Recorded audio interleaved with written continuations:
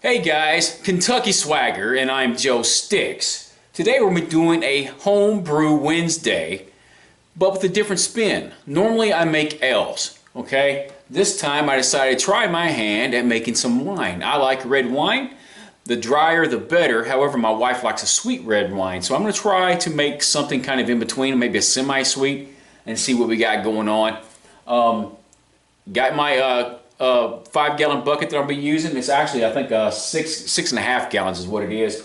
I've got 8 cans of concentrated grape juice. No preservatives in that at all.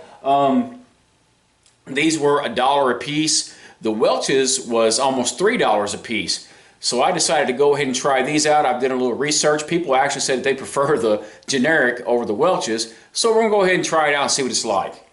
Anyways, let's get to it, guys. Alright guys, just like with anything else, make sure that you have sanitization on point. So, my bucket has been sanitized. I'm going to go ahead and pour the rest of this out. It's got a little bit of Camden tablets. I used the Camden tablets to do my sterilization for this, and I didn't want any of that left in there just in case. But it shouldn't hurt anything. It's not really so minute, it really wouldn't matter. But yeah, I'm going to open up all 8 of these, and I'm going to drop them inside of here, and I'll be back in just a moment.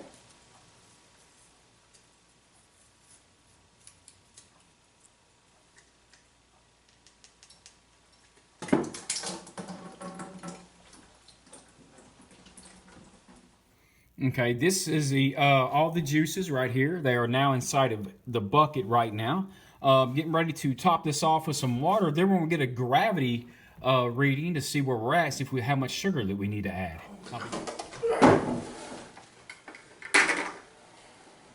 Okay guys, so I've got it topped off just a little over 5 gallons. I always like to add just a little bit more, you know, because of loss in the future when you're racking it off. When you have to rack it off 2 or 3 different times, you're actually going to lose some. So I'm going to go ahead and get the water and the juice mixed together. And once I get that all mixed together, I'm going to give it a gravity reading to see what we got going on.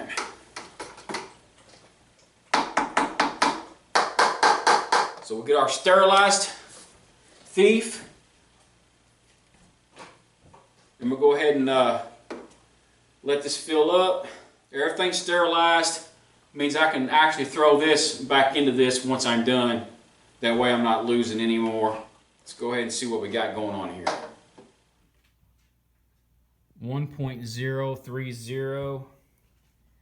That, I don't think that'll be 10% alcohol. Anyways, let's go ahead and add some sugar to this thing and see what we can bring it up to. I want it to be at least 1.080.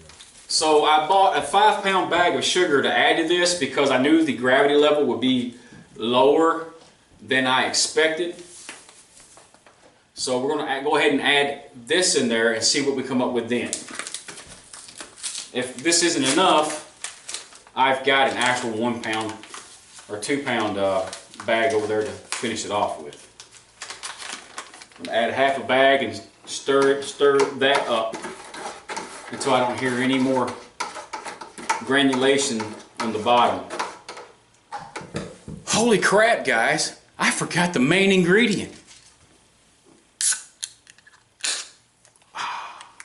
Gotta have a beer.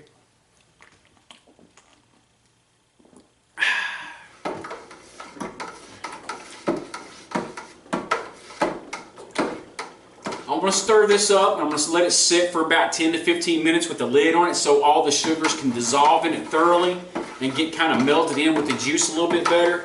That way I can get more of an accurate reading about what the alcohol levels are going to be on this thing. I'll be right back with you guys in just a moment. Alright guys, so I had a little chance to go ahead and clean up a little bit. We're going to go ahead and test this thing and see what we got going on here. Re-sterilize this really quick. Dry it off. 1.082. I think I'm going to go ahead and add another pound of sugar to this, guys. Kind of want to be closer to a 12%. At least I want it to get to 11% anyways, guys, because right now it's just barely above 10%. And I'm going to go ahead and throw another pound of sugar in there and see what we come up with. And I'll be back with you shortly. Okay guys, I went ahead and put the hydrometer inside of here this time. and I'm coming out with a 1.085. That gives me a little over 11% alcohol. That's saying if it burns it all the way down to 1, it could actually burn it down further than that, and it has been known to do so. So I could come out with an 11, between 11 and 12, and that's perfectly fine with me, guys. I'm gonna go ahead and get my yeast started up and see what we got going on with that. I'll let you see how I do that. Basically, you make a yeast starter. You boil some water, you cool the water off, you start the yeast inside of that water, and then you pour it in here into the must. This right now is considered a must until we put the yeast inside of it, and then after the yeast is connected, it is instantly called a wine because yeast starts making alcohol almost instantly. Okay guys, so when you're getting ready to get your yeast starter, you need to have a container that is has been sterilized, along with some water that has been sterilized as well. Always make sure you sterilize your yeast packet. You dip it in your sanitizing fluids and let it sit and dry for a minute. I am using EC 1118, and that is the standard recommendation most people have given while making these homemade wines because it eats up a lot of the sugars. So I'm going to be using that one for this, and I'll only be using one of those. So basically, guys, everything needs to be sterile. Scissors, spoon, anything that you're using, your water, even your package here. And this here needs to be sterile as well. Sterilize it. This way you can get the temperature of your water just to make sure that it is below 100 degrees. Let's see what we got going on here. It actually needs to be below 115 degrees, guys. Anything below 100 degrees is usually pretty good. This one here is 80-something degrees. I'm going to go ahead and pitch it. And give me just a moment.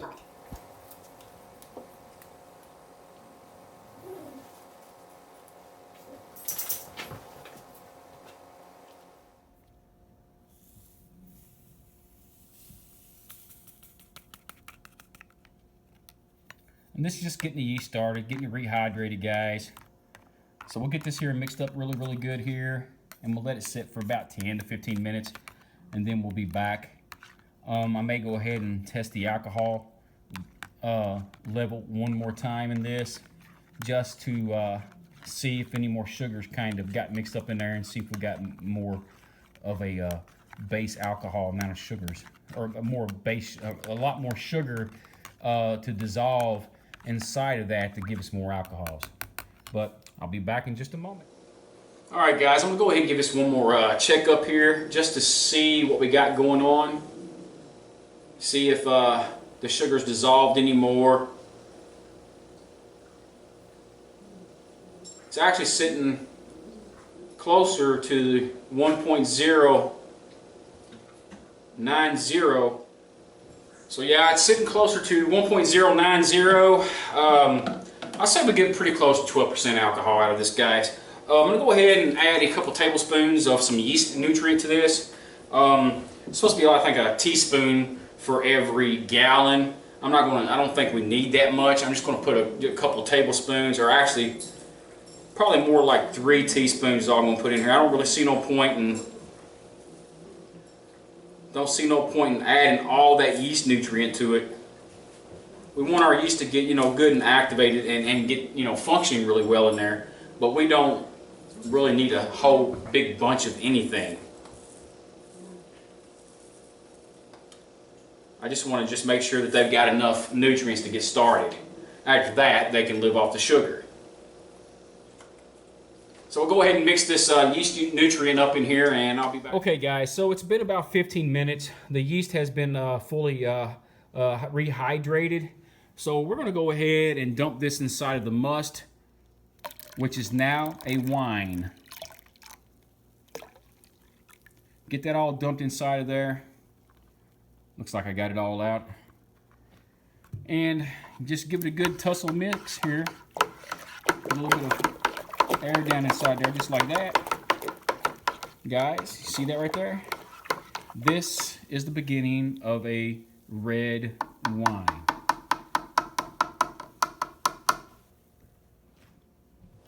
So when you're done doing that, guys, the only thing left to do is put on your sterilized lid.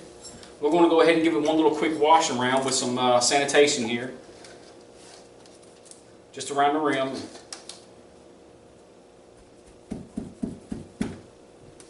And we're going to go ahead and put the cap on, just like this.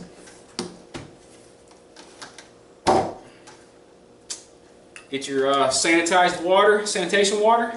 Fill your airlock up to where it needs to be at, or close to it. Stick it in here. And now we have a wine that will be fermenting very shortly. Anyways, guys, I hope you liked the show today. We will check back up on this next week, and I'll have a video with that with you guys. This is going to be a learning process for me. This is the first time that I've ever made wine in this particular manner. I have made some what you call prison hooch or some inmate wine. I have made some of that before. Let's just say it didn't turn out quite well. It had some stank to it. It smelled like gas. It smelled like somebody was walking around farting constantly. The flavor was good, but the smell, from what I heard, was where the yeast had gotten stressed out.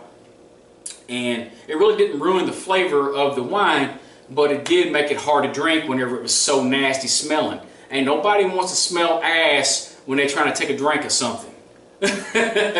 Anyways, we're going to go ahead and see what we got going on here. The added sugar in this, the yeast nutrient, the right kind of yeast too, guys. Because the last time, whenever I tried the prison hooch, I just used bread yeast.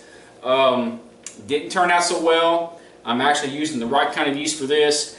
So we'll see what happens. In about a week, I'll come back for an update, and I'll let you guys know exactly how it's turning out.